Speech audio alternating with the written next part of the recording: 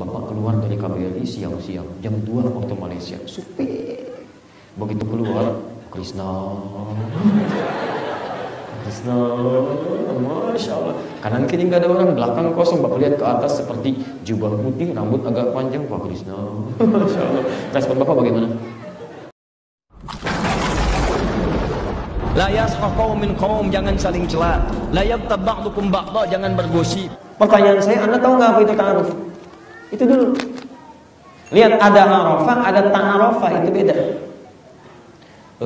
Mohon maaf Pak ya, sebentar, untuk yang belum menikah.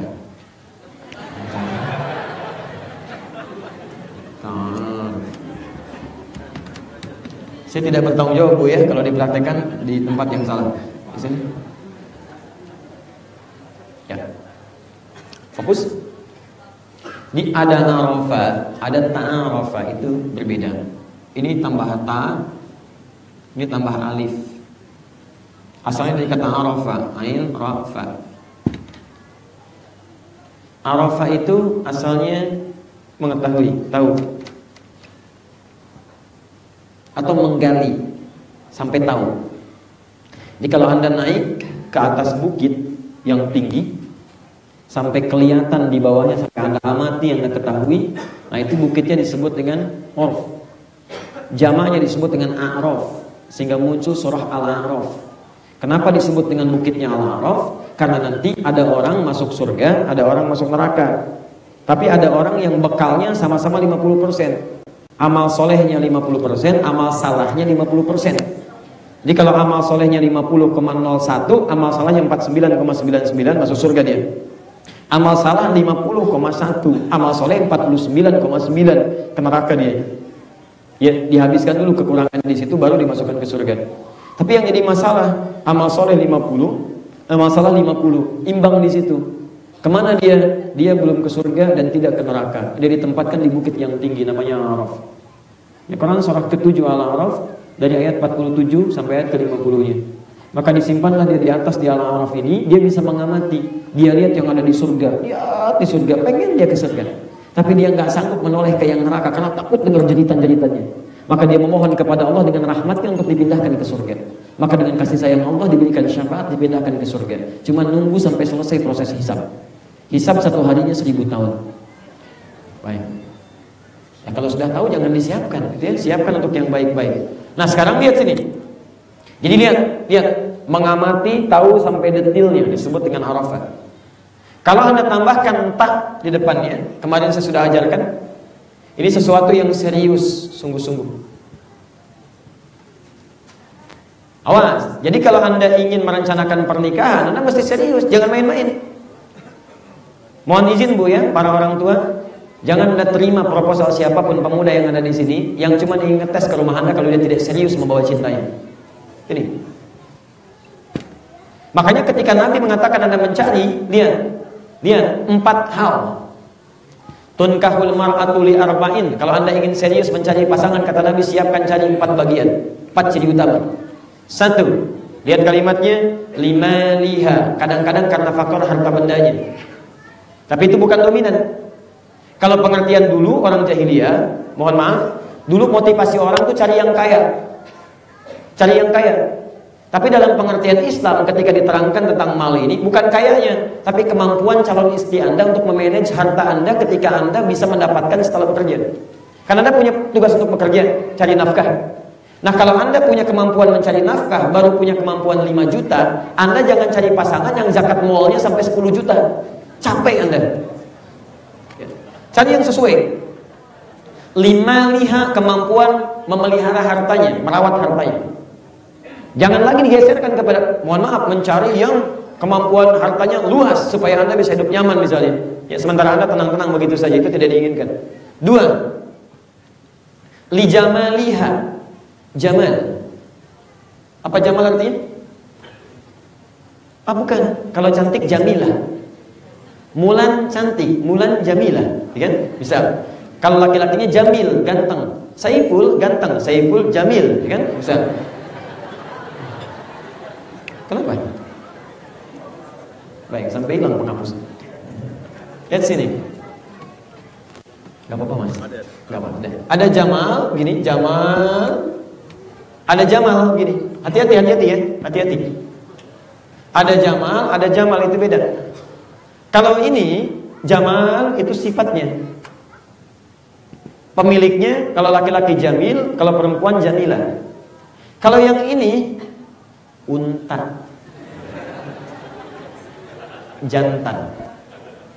Unta disebut ibil, unta jantan disebut jamal, unta betina disebut naqah, unta tunggangan disebut nanti bighal, gabungan dengan kuda. Baik, lihat sini. Jadi kalau Anda namanya Jamal, jangan salah tulis. Di paspor ditulis Jamal pakai yang ini, terus umroh ke Saudi. Masya Allah, begitu umroh dikasih kostum Jamal. Anda yang ini nih, ini luar biasa. Baru ini unta bisa bicara ya. Iya. Ayo, Jamal. Jamal itu lebih kepada sifatnya. Ya, bukan parasnya. Bukan hanya parasnya, tapi lebih kepada sifat-sifat yang menampilkan keindahan. Awas hati-hati, kadang-kadang Anda melihat memang parasnya, cantik itu kan kadang kata orang relatif. Kalau jelek kan mutlak gitu kan. Baik, tapi dalam sisi lain kecantikan wajah itu kadang tereduksi dengan keburukan bagian dari sikap dan perilaku. Maka itu ada istilah muncul inner beauty dan sebagainya. Bisa relatif. Menurut Anda ini cantik, menurut orang lain belum tentu. Maka dari itu dibuatlah sebuah batasan oleh Nabi. Nabi tidak menyebut jamilah atau jamil. Nabi menyebut jamal, keindahan yang menampilkan. Nah ini prinsip-prinsip ketenangan ketika berumah tangga. Akhlaknya, senyumnya, ketenangannya. Saya kasih rahasia ya. Ini untuk kita saja aja ini. Sayyidah Khadijah. Saya mau tanya pada Bapak Ibu. Pak ya, tanya Bapak. Khadijah dengan Zainab cantik mana? Pernah lihat? Nggak usah dijawab. Ya. Kalau tidak tahu katakan. Tidak tahu bisa dijawab. Aneh antum. Hari ini agak aneh ini. Mohon maafkan saya Pak Krisna. Baik. Lihat sini. Zainab itu dilukiskan. Kalau melihat mata sulit melirik, wajah sulit berpaling. Makanya ketika Nabi menikahi Zainab muncul fitnah bahwa Nabi hanya mengincar kecantikannya. Padahal tidak demikian. Nabi nggak pernah mendapatkan keturunan dari Zainab. Dari Sayyidah Aisyah juga cantik. Humairah dikenal, yang kemerah-merahan, nggak disebutkan dalam bahasa Arab kecuali cantik. Tapi Sayyidah Khadijah punya kesan tersendiri di hati Nabi. Dua yang tadi tidak pernah disebut bahkan dalam mimpi Nabi. Tapi Sayyidah Khadijah ada dalam kenangan, ada dalam mimpi. Sampai Sayyidah Aisyah mengatakan, ya Rasulullah, kenapa engkau selalu menyebut dia? Sayyidah Khadijah. Maksudnya, apa sih kelebihannya sehingga bisa saya teladani? Oh, jangan salah baca, karena ini digunakan oleh orang Syiah untuk menjelek-jelekan Sayyidah Aisyah. Ini orangnya pencemburu, merusak. Allah quwwata illa billah. Kalau jelek bagaimana bisa dinikahi oleh Nabi? Hati-hati dengan lisan kita. Hati-hati dengan lisan kita. Aisyah itu ingin bertanya apa keistimewaan Khadijah supaya saya bisa teladani. Saya pengen juga disebut namanya oleh Nabi dalam mimpinya. Saya lukiskan Al-Bukhari nomor hadis yang keempat, posisi paling kanan sebelah bawah, dari Jabir bin Abdullah radhiyallahu taala anhu, Kitabul Iman Babul Wadhi. Babul Wahyi dari Jabir.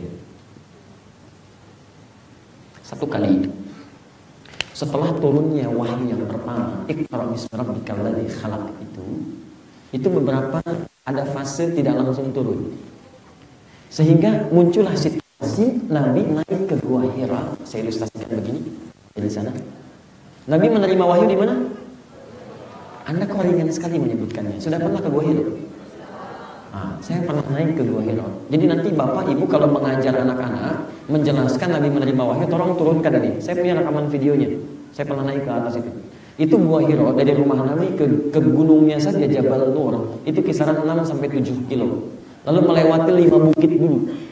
Bukitnya tidak seperti sekarang. Kalau dulu semakin luar biasa lah, medannya tidak mudah. Sampai bawah harus naik lagi ke atas kisaran 700 meter. Sampai ke sini turun lagi sedikit gini. Baru ditemukan di situ ada guanya. Kenapa yang dipilih itu padahal banyak gua yang lain? Wallahu a'lam. Tapi saya duga hanya gua itu yang sangat strategis karena batu-batunya itu tersusun menghadap ke arah Ka'bah. Langsung ke tempat beliau. Dan ujungnya itu membentuk seperti teropong. Jadi beliau di situ bisa mengamati keadaan umatnya, terus bertahan kepada Allah. Jadi begitu melihat ada yang tidak baik, berdoa, tidak baik, berdoa.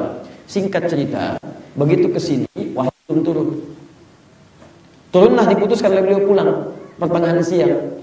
Siang bolong, tahu orang Malaysia siang bolong, kosong gitu kan, sunyi dan seterusnya. Turun, begitu turun tengah-tengah, tapi kosong melompong, sunyi seketika, tiba-tiba ada panggilan, Muhammad, Muhammad. Beliau tengok kanan kiri tidak nampak siapapun. Depan belakang tak ada orang satupun. Melihat ke atas, ada sosok yang tidak pernah beliau lihat sebelumnya. Karena waktu Iqra itu turun, malaikat Jibril sedang menyamar jadi manusia, laki-laki, memeluk beliau. Kalau ini nampak aslinya. Ada satu makhluk beliau seperti duduk antara langit dan bumi. Karena yang ulu bainas samai duduk begini. Muhammad, Muhammad. Gambaran inilah. Pak Krisna, Pak. Bapak keluar dari KBRI siang-siang, jam 2 waktu Malaysia. Sepi. Begitu keluar, Krisna, Krisna, Masya Allah. Kanan kiri nggak ada orang, belakang kosong. Bapak lihat ke atas seperti jubah putih, rambut agak panjang, Pak Krisna. Masya Allah. Respon Bapak bagaimana? Gak mudah. Makanya kata Nabi, faro'ibtu minhu. Ro'ibtu itu dari kata ro'ubat, artinya rasa takut sampai bulu kuduk naik. Tapi masih punya peluang untuk mengelak. Karena situasinya masih luas, beliau langsung bergegas. Sampailah kemudian di rumahnya. Ini yang paling menarik. Lihatnya, saya mau terangkan kata Jamal. Begitu diucapkan salam di pintu rumahnya, Assalamualaikum, diketuk, keluarlah Sayyidah Khadijah. Demi Allah saya katakan, Sayyidah Khadijah yang kecantikannya tadi saya lukiskan dibandingkan dengan Sayyidah Aisyah dan Zainab, begitu dilihat wajahnya oleh Nabi, setengah ketakutannya hilang. Itu Jamal. Memang kalau Jamilah relatif, tapi kalau Jamal itu luar biasa. Lihat wajah istri, setengah kegelisahan hilang, Pak. Tenang itu setengahnya. Begitu masuk kata Nabi, Zammiluni, Zammiluni, tolong selimuti saya, selimuti saya. Tiba-tiba genggaman itu membuat ketenangan semakin terasa. Masuk ke dalam kamar, berbaringlah yang mulia SAW, diselimuti oleh Sayyidah Khadijah. Perhatikan kalimatnya, selimut materi fisik yang diselimutkan itu tidak lebih hangat dibanding kalimat yang keluar di lisannya. Lihat kalimatnya, Zawjil Karim, suamiku sayang, engkau ini tuh orang baik. Kau tidak punya musuh. Kau suka sambung silaturahim. Kau suka bantu orang. Yakinkan pada dirimu, aku akan selalu bersamamu dalam suka dan duka. Begitu kalimat itu meluncur di lisan beliau yang mulia itu, tiba-tiba tenang seluruhnya, hilang segala kesulitannya. Itulah jawabannya. Maka turunlah kemudian malaikat lagi mengatakan kalimat. Lihat, turun ayat dikatakan kalimatnya, ya ayyuhal muddatsir kum fahandzir wa rabbaka fakabbir wa thiyabaka fatahhir. Asbabun nuzul ayat ini tidak hanya terkait urusan dakwah, tapi bagaimana problematika suami yang ada di luar bisa ditenangkan ketika melihat istri di dalam rumahnya. Jadi kalau Anda ingin cari pasangan, jangan cuma dilihat tampilan cantiknya, tapi cerewetnya luar biasa misalnya, membuat Anda gak tentram. Ya, coba hadirkan. Bapak kalau misalnya pulang ke rumah, Masya Allah, melihat ibu, Allahu Akbar, lihat istri Anda setengah kegelisahan, Anda hilang. Khadijah. Tapi Anda punya masalah, begitu melihat istri Anda bertambah masalah, susah. Maisarah aja enggak, ya. Baik. Ini, cuma ya, hadirkan situasi itu. Dan ibu saya kasih bocoran sedikit Bu ya. Istri Nabi ada berapa? Istri Nabi. Ya sudah ya, paling gampang, lebih daripada 4. Paling gampang, ada 11, 2 kemudian berpisah duluan, 9 itu bersama beliau. Poinnya adalah, catat ini ya, saya punya materi khusus nanti mudah-mudahan, tapi saya tidak yakin ada rekamannya karena ini belum direkam oleh Hayat TV. Kami ada kajian namanya Pesona Istri Rasulullah SAW. Masya Allah, kenapa Nabi diperkenankan menikah lebih daripada 4 istri? Karena ternyata setelah diteliti, dilihat lagi, semua istri-istri Nabi itu memiliki karakter yang menjadi miniatur dari semua karakter perempuan di muka bumi. Jadi semua perempuan-perempuan itu akan ditemukan karakternya, miniaturnya pada istri-istri Nabi. Dari yang paling cemburuan sampai yang paling perhitungan ada. Sebelum menikah dengan Nabi. Tapi begitu menikah dengan Nabi, Masya Allah, cemburuan tadinya dalam urusan dunia. Begitu sudah menikah, gimana caranya kalau si fulana bisa mendapatkan wahyu itu dari Nabi, mendengar informasinya, saya pun mesti tahu. Kalau dia tahajud, saya pun mesti tahajud. Perhitungan yang tadinya urusan dunia, sekarang bagaimana caranya satu kurma jadi ibadah. Dulu uang belanja. Sekarang bagaimana kurma satu yang akan dihisap ini jadi ibadah. Bapak pulanglah ke rumah dan cek kira-kira istri Bapak mirip siapa. Apakah Zainab, apakah kemudian Aisyah, apakah kemudian Khadijah dan sebagainya. Ya, mudah-mudahan Bapak dapat yang terbaik. Ibu jangan bilang amin, lihat dulu milik siapa. 1, 2, 3. Ini belum selesai ya, belum dijawab nih. 3 nasabiha, nasab. Ini tadi kaitan dengan pertanyaan Anda. Latar belakangnya, pendidikannya, culture-nya dari mana dia. Karena setiap pendidikan latar belakang kan menentukan kekompakan Anda ketika Anda kemudian berumah tangga. Hati-hati. Lihat, hati-hati. Kadang-kadang ayat ini ditampilkan di surat undangan, anehnya yang undang gak pernah baca ayatnya. Lihat undangan pernikahan. Seperti firman Allah Ar-Rum ayat 21. Masya Allah. Wa min ayati an khalaqalakum min anfusikum azwaja. Yang undang gak baca. Kirim pada orang. Padahal yang undang itu harus tahu isi undangan. Ini yang diundang suruh baca, yang undang gak pernah baca. Padahal ayat itu harusnya ditilawahi sebelum dia menikah. Lihat, ketika Allah satukan dua insan, pertama disebut dengan anfus. Anfus itu dari kata nafas. Nafas itu pribadi yang punya karakteristik bisa berbeda dengan yang lainnya. Kata Quran, ketika Anda menikah, Anda jangan punya persepsi semua pasangan Anda mesti sama dengan Anda. Dia lahir aja dari ibu yang beda, di keluarga yang beda, pendidikan bisa beda, lingkungan bisa beda. Perbedaan itulah yang nanti mesti Anda ketahui. Dari mana nasabnya, dari mana asalnya, apa aliran orang tuanya, bagaimana kemudian cara mengakomodirnya, termasuk pertanyaan Anda. Bagaimana cara mengatasinya? Azwaja, jamak dari kata zawj, couple. Zawj itu dua yang beda, tapi ketika dipasangkan jadi harmoni.